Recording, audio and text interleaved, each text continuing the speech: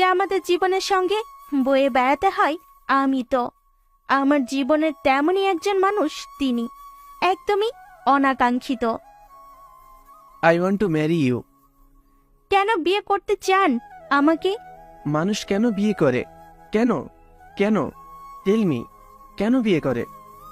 আমার দিকে এগিয়ে আসতে আসতে প্রশ্নটা ছুঁড়ে মারলেন লোকটা। উনি আবারও বলে উঠলেন। আমি কিছুটা ভয় পেলাম। তোমাকে জ্বালিয়ে পুড়িয়ে খাক করে দিতে চাই সুইটহার্ট। আই মিন, আমার ভালোবাসায় তোমাকে জ্বালিয়ে পুড়িয়ে মারতে চাই।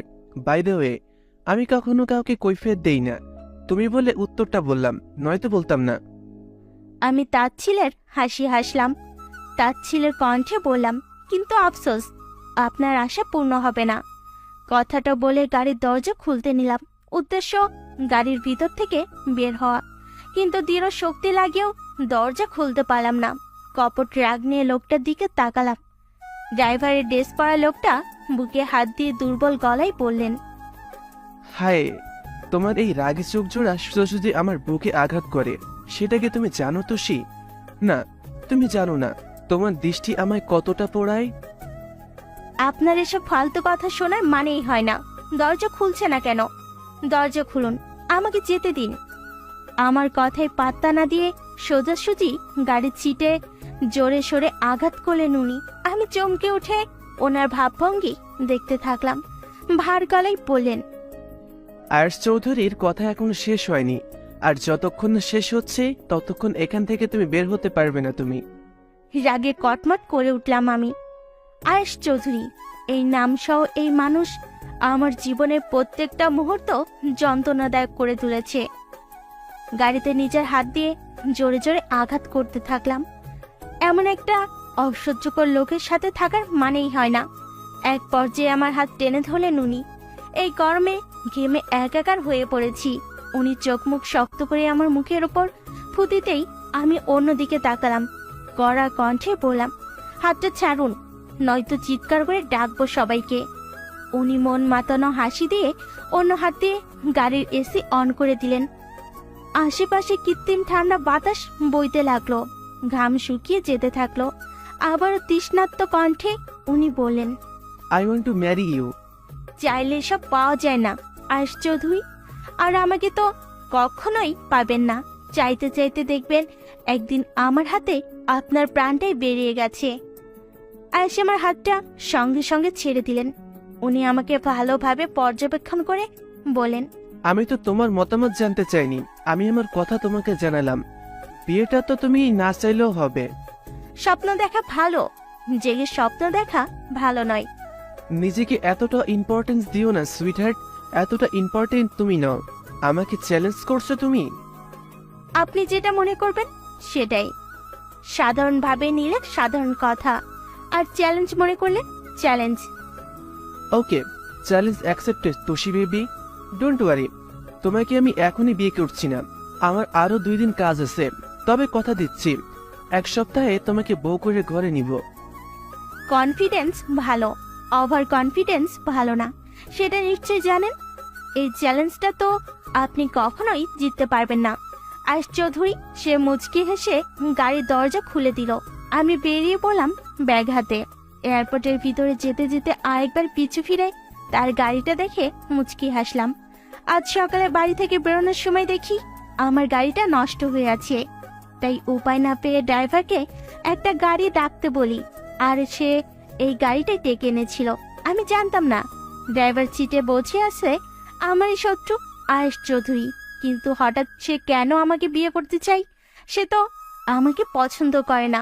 হাজার প্রশ্ন মাথায় নিয়ে উড়াল দিলাম ভিন্ন দেশে। এর জন্য মনে মনে খুশি হচ্ছি যে 1 সপ্তাহ তো দূর, 3 মাসেও আমি আর দেশে ফিরছি না। হ্যালো তুষি বেবি, কেমন আছো? খুব মজা মস্তিতে আছে বোধ হয় ফুফির বাড়িতে। তবে যাই বলো, হলুদ গাউনে কিন্তু তোমার সরিষা ক্ষেতের থেকে কম লাগছে না। ইউনো কাকে বলে সরিষা ক্ষেত?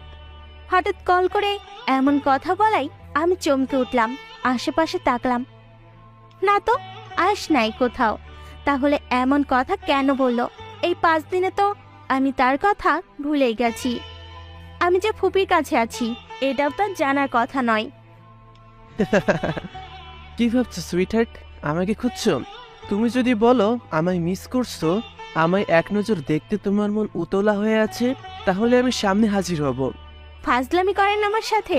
আপনি কোথা থেকে আসবেন? আয়েশের হাসির শব্দ প্রসারিত হলো, সাথে সাথে চেপে রাখা রাগটাও দাও দাও করে চলতে লাগলো আমার মাথায়। আমি কি কোনো জোকস বলেছি? রাগে ফোনটা কেটে দিলাম, ছাদ থেকে নেমে রুমে চলে এলাম। আজ ফুফাতো বোনের জন্মদিন, আর ছাদেই পার্টি চলছে। আমি লোক সমাগম এড়িয়ে দ্রুত ঘরে এসে দরজা লক করলাম। মনে ভয় ঢুকে গেছে। সত্যি কি আয়েশ এখানে এসেছে? সম্ভবই না। সবই সম্ভব যখন কথা আসে আয়েশের চ্যালেঞ্জ। চমকে পিছু ঘুরে তাকাতেই থমকে গেলাম। আয়েশ বসে পা দুলাচ্ছে। না না, হতেই পারে না এমনটা। আমি ভুল দেখছি বলে ওয়াশরুমে এসে চোখে মুখে পানি দিয়ে বের হয়ে দেখি আয়েশ বসে হাসছে। চলো আমরা বের হব। তোমার পাসপোর্ট নিয়ে এসেছি। আই থিঙ্ক বিয়ের রেজিস্ট্রির জন্য আর কিছু প্রয়োজন হবে না। সরি, 2 দিন বলে 4 দিন পর আসছি। আমি ভয় পেয়ে গেলাম। মানে সত্যি আয়েশ এটা? ফুপির বাড়িতে হাই সিকিউরিটি পার করে আমার রুমে বসে আছে। পাসপোর্ট দ্রুত আমার ব্যাগ চেক করে দেখি নাই। সেটা বর্তমানে আয়েশের হাতে স্থান পেয়ে নাচছে। আমি কিছুতেই যাব না। আপনাকে পুলিশে দিব আমি। এক্ষুনি বাড়ির সবাইকে। ডাকবে তাই তো? আচ্ছা 2 মিনিট সময় দিলাম, ডাকো তুমি যাকে ডাকার আছে। ভয়ে আমার গলা দিয়ে কথাই বের হলো না। এত ভয় লাগছে কেন এখন আমার? এই লোকটাকে তো ভয় পাওয়ার কিচ্ছু নেই। অবশ্য আছে, একবার সামান্য বিজনেস ফল্টের জন্য সে আমার বাবাকে লোক দিয়ে তুলে নিয়ে একদিন আটকে রেখেছিল। আর সেই থেকেই সে আমাদের শত্রু। পরে অবশ্য কিছু না বলেই সুস্থভাবে বাবাকে বাড়িতে পৌঁছে দিয়েছিল। কিন্তু তার ইমেজটা আমাদের কাছে ভয়ঙ্কর হিসাবেই তৈরি হয়েছিল, তাই হয়তো। কারণ এই আয়েশ চৌধুরীর ক্ষমতার হাত অনেক লম্বা, কিন্তু বিদেশে মাটিতে এসে একজন সৈনিকের বাসার সিকিউরিটি পার করে বেডরুমে ঢুকতে পারবে এতটাও আশা ছিল না। তোমায় দেওয়া 2 মিনিট টাইম শেষ, এবার চলো। আমার কাছে এসে হাত ধরতেই আমি টান দিয়ে হাত ছাড়িয়ে নিলাম। Don't touch me. আমি আপনার সাথে কোথাও যাব না। বেরিয়ে যান বলছি এ বাড়ি থেকে। তুমি এখনো বুঝতে পারোনি আমি তোমাকে বিয়ে করব? মনে হয় বুঝতে পারোনি। সমস্যা নেই, বুঝে যাবে। সে চুপচাপ নিজের পকেটে হাত গুজিয়ে আমার ঘর থেকে বেরিয়ে গেল। আমি অবাক হয়ে গেলাম, এত সহজে চলে গেল। তাহলে তো ভালোই। কিন্তু তার পরপরই আমার ঘরে দুটো মেয়ে প্রবেশ করলো, আর আমার মুখে কিছু স্প্রে করতেই তাদের হাতে আমি জ্ঞান হারালাম। যখন জ্ঞান ফিরল তখন বসে আছি কাজের সামনে। অলরেডি 30 মিনিট লেট করেছো, এবার ভনিতা না করে সাইন করে দাও। আপনি আমার কথা বুঝতে পারছেন না? বললাম না আমি আপনাকে বিয়ে করব না। তুমি এখনো ভাবছো তোমার কথা আমি শুনবো? হাউ ফানি ইয়ার। ওকে, এখন এসব কথার ওষুধ আছে আমার কাছে। লিটা। পিছন থেকে একটা মেয়ে এগিয়ে এসে ফোন বুক রাখলো আমার সামনে, যেখানে দূরে ছাদে বসে গান পয়েন্টে রেখেছে আমাদের ফুপির বাসার ছাদের মানুষগুলোকে। যেখানে উপস্থিত আছে আমার ফুপি ফুপা, কাজিন সহ অনেকে। তুমি একবার না বলবে, আমি একবার হ্যাঁ বলবো। সাথে সাথে তোমার ফুফিদের বাসার ছাদে গুলিবর্ষণ শুরু হবে। এখন কে মরবে কে বাঁচবে সেটা তো ভাগ্য জানে। হতে পারে তোমার ফুপি বা ফুপা, অথবা আপন কেউ লালে রঞ্জিত হয়ে ঢলে পড়তে পারে ওখানেই। ভয়ে হাত পা হিম হয়ে এলো। সে ডেঞ্জারাস, তবে এতটা? বাবা ঠিকই বলতো, আয়েশ চৌধুরী একটা জাত সাপ। তাকে নাড়া দিলে সে তার বিষে তাকে পিষে ফেলতে দুবার ভাববে না। কিন্তু তার পথে না এলে সে তার দিকে ফিরেও তাকায় না। কিন্তু আমি তো তার পথে আসিনি, তাহলে এমন কেন করছে? লিটা, কল করো আসিফকে। তোমার ম্যাডাম বোধ হয় আপন মানুষের রক্ত দেখতে বেশি পছন্দ করবে। না, আমি রাজি। বিয়েটা আমি করব। একবার বাবার সাথে কথা বলতে চাই, প্লিজ। Okay fine. বাবাকে কল করলাম। 2 মিনিট সাধারণ কথা বলে রেখে দিলাম ফোনটা। তারপর আজকে বিয়ে করে নিলাম। ফুপির কল পেয়েও রিসিভ করলাম না। ফিরতি টিকিটে আয়েশের সাথে দেশে চলে এলাম। বাবার মুখোমুখি হতে হবে আমাকে, যা আমার কাছে মরে যাওয়ার থেকেও কঠিন মনে হচ্ছে। নিঃশ্বাসের সংকট মনে হচ্ছে। খুব করে বাবার কথা মনে পড়ছে। চুপচাপ বসে রইলাম পুরো জার্নিটা। বাড়ির সামনে এসে গাড়িটা থামলো। বেরিয়ে কিছু দূর এগোতেই অন্যায় টান পড়লো, সাথে সাথে চোখ মুখে বিরক্তির ছাপ পড়লো, সেই সাথে রয়েছে কপট রাগ।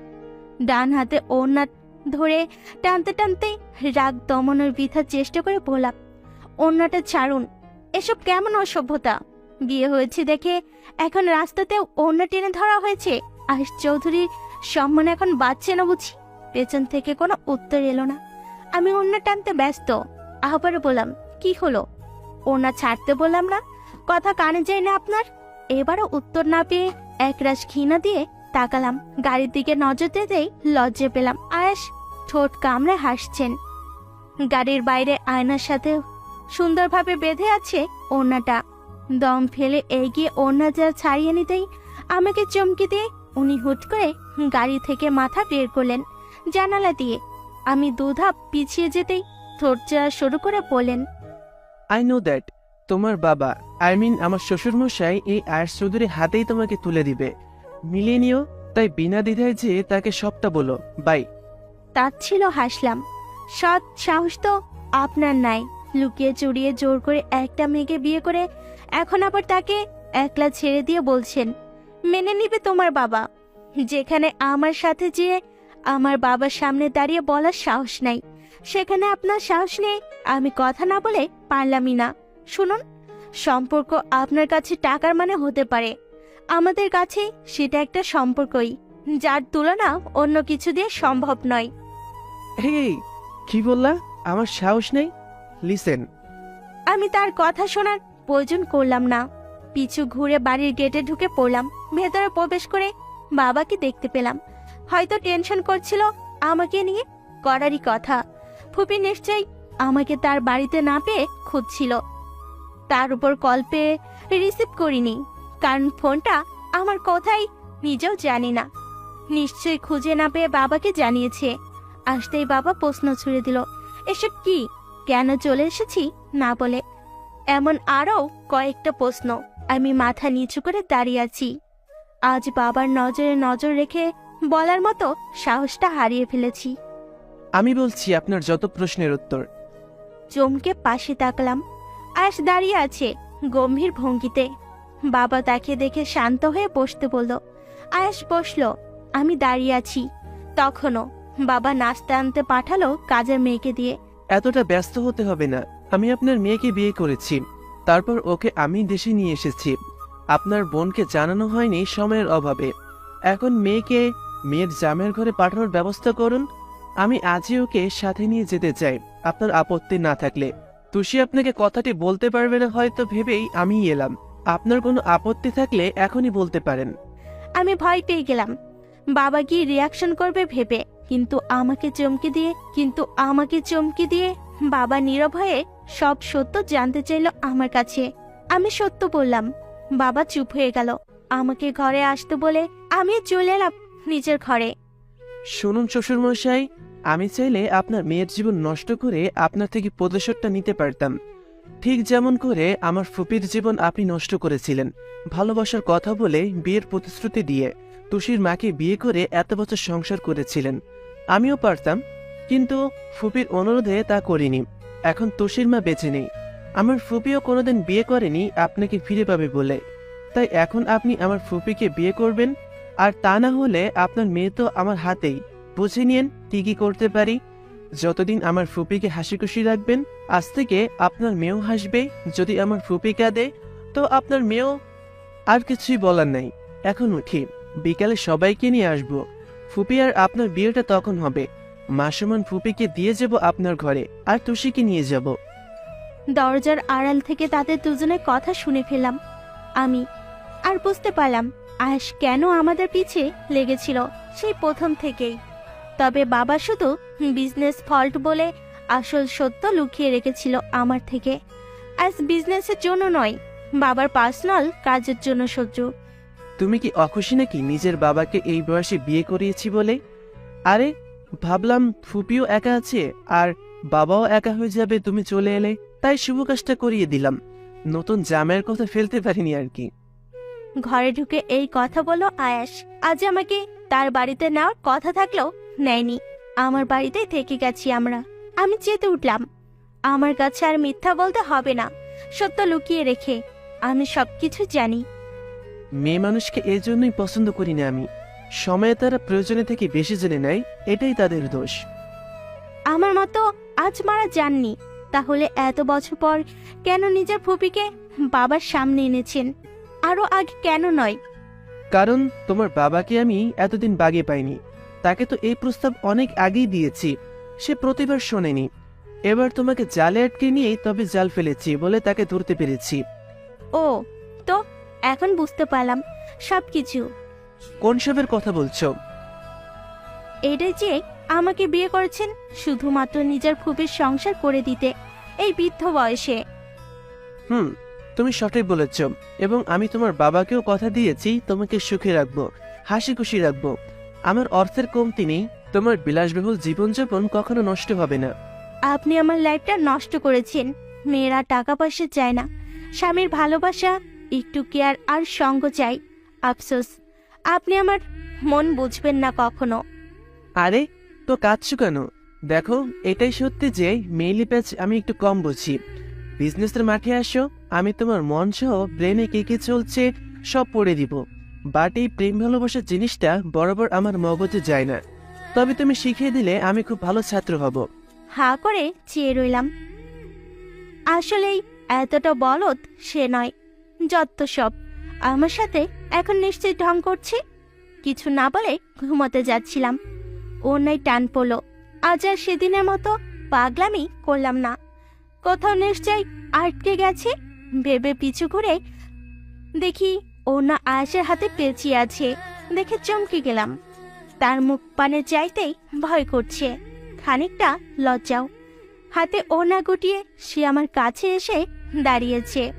যতটা কাছে এলে দুজনের নিঃশ্বাসের শব্দ অনুভব করা যায়। আমি ভালোবাসা বুঝি না, আমি প্রেম বুঝি না, বাট বউকে আদর করা অবশ্যই বুঝি। কি বলো? চোখ গোল গোল করে চেয়ে আছি, আর সে মুচকি মুচকি হাসছে।